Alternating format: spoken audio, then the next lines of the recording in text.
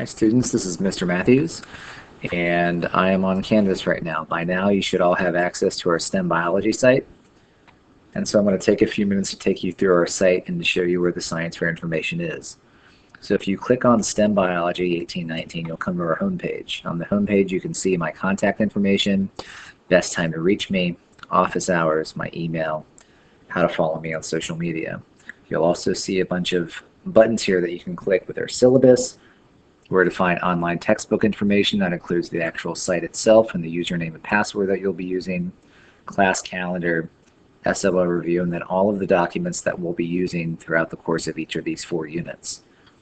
Up here is the science fair button that we're going to be working with today. Today you'll be working on assignment number 1. But if we click on that, let's go over what's on this page.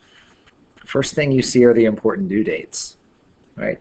And at the very bottom here, January 24th, that's where the actual science fair is. It's the ACPS Science Fair at TC Williams. Now, not everyone will be participating in this event. It'll be based on how well you compete at the Mini Howard Science Fair. We'll have that. It's not posted yet, but we will have that probably a week prior to this date. Other dates that are included here is October 29th is when your assignment number 4, your full research plan for the quarter. There are 4 assignments that make up your science fair grade for this quarter. The 4th one, which is the complete research plan, is due on the 29th. If you are working with humans, and this is why we are recommending that you choose something other than directly dealing with humans, is that your research plan, which includes about 30 to 50 extra pieces of paperwork, is due on October 5th. That's about a month ahead of time. So consider that when you're choosing what to do with your project. But you can scroll down and look. We have all the different paperworks. Here are the 2 research plans. You'll either be doing an experimental research plan or an engineering research plan. Whichever one you choose is the template that you'll use. But we'll get to that later on. Here you have some topic ideas, and I encourage you to come take a look at this if you're not sure what you'd like to do. Probably the most 2 important links are these 2, the approved science fair projects. If you click on this first one, here we have some ideas and then a website that you can use to help design the experiment. If you click on this second one, this is actually a PDF file or a Word file that you have to open up. And this gives you not only the topic ideas, but a little bit more information about these topics. So we'll wait until this opens.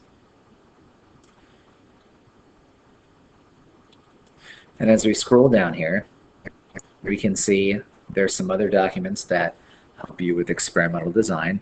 If you're having a hard time trying to figure out how to design your experiment, I suggest using this guide handout for students to create an experiment. This kind of walks you through the steps of how to design your project. Here's some information about sample size, which we will be covering in class.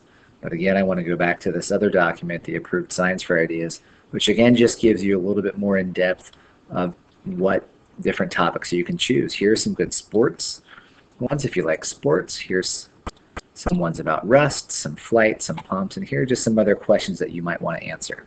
So feel free to choose any of these. And here are some guidelines at the top. Again, if you're dealing with people, you must have at least 30 people in your group, in addition to some parts of your research plan. So that ends up being about 30 to 50 extra pages. Okay? No vertebrate animals. And for all the non-living things, you'll want at least about 15 trials. Okay? Or is that your sample size? And we can talk about what that means later on. But just things to think of as you're looking at things to do. So if we get back to our Canvas page here, additional resources, we have the student calendar. Now you've been handed this document today in class, and if you look at this document, we don't have set due dates. And the reason is because it really depends on how far we get in STEM explorations.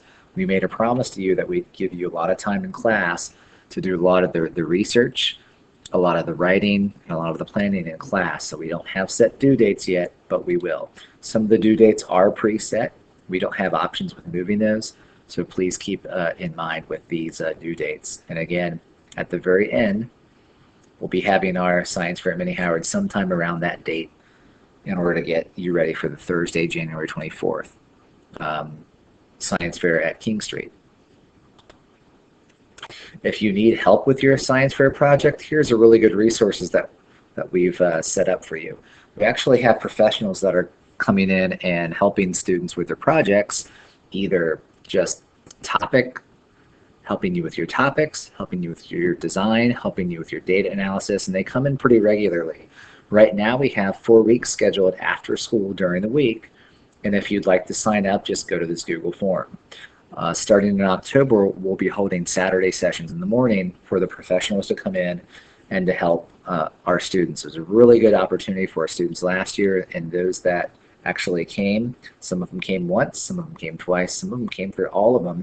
But no matter what, those students that actually came for these mentoring sessions really benefited, and their projects were very well organized and very well written. So back to our page here. What you're going to be working on in class is assignment number 1. So for this first assignment, it is a paper copy. You and your partner, if you have one, will be filling this out in class, not online. But if you need another copy, you can certainly click on this assignment number 1 and you will get this document. So there's 3 types of projects that you could really choose from overall, 3 categories. You're either doing an experimental project, you're either doing an engineering project, or you're going to do a combination of both where you test your prototype. So not only is it an engineering project because you're building something, you're also going to test it out. All right, and then you'll be required to have a hypothesis and different variables. But if you're just doing this simple experimental project, here's what we need of you today. We need, what question are you trying to answer? We need a hypothesis, a sample if-then statement. We need, what variables are you going to be testing? These are just examples, so you'll want to cross those off, of course, if they're on your sheet, and add your own. We want to know number of repeated trials. Typically, in order to get really rich data, you need at least 15 for non-living items, 30 for living, 15 for non-living.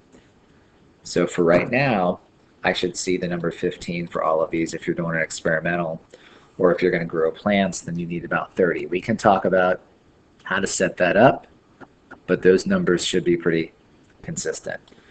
What are you going to measure? And don't forget to put your units in there. It's really important to understand, or to actually plan out how you're going to measure it and what units you're going to use. Finally, you'll want to add your constants. What are the things that remain constant, right? And as we work in biology with your experimental design project right now, with the advertisement, I encourage you to look at those instructions because they give a lot of good feedback as to what constitutes as a constant and what doesn't. So please read through that carefully. If you're going to design something and build something, and I always encourage students, if you're not quite sure what to do for science fair, think of something to build, right? Think of a problem that needs to be addressed in society and build something to fix it. Last year we had a student that used solar panels and built a solar-powered umbrella that could charge your phone. We had another student that built a solar-powered backpack to charge a phone. So those are some of the things that are pretty easy to think about and to engineer and just to try, right? And the most important thing about an engineering project is you're probably not going to get it right on the first try. Your job is to build something and see if you met your research goals. So of course we start with the problem.